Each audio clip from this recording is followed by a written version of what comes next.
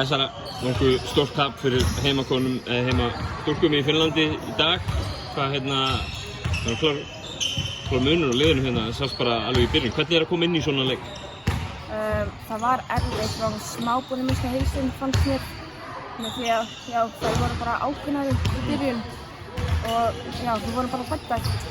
En í endan þá, seinustu 15 mínúturnar, það var bara verkið miklu betri en erfitt að koma einhver hólnir svo til að grafa okkur. Þið virðist vera jákvæðar svona allavega á bekknum og inn á vellinum og eitthvað, allan leikinn. Hver er lykillinn á bak við að halda andanum lifandi? Það er bara alltaf stuð í liðinu. Við erum ekki að standa ekki náðu vel á vellinum að hjálpa. Það er alveg svona hvetjandi á bekknum að hjálpa mjög mikið. Hvernig er að koma inn á í svona leiki? Ég meina, þú veist, þegar staðan er 50 stigum undir, skilur þú ekkert erfitt að koma inn með einhverja orku inn í svona leiki? Jú, alltaf bara reyna sitt besta.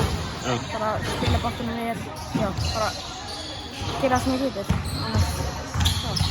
Annar leikurinn, ég meina þið hefðu svona, þú veist, ekkert bara góðum degi, bara venjulegum degi, hefðu þið alveg ekkert unnið leikinn í gær. Hefðu þið kannski viljað finna hana degi áður og veist hana í dag?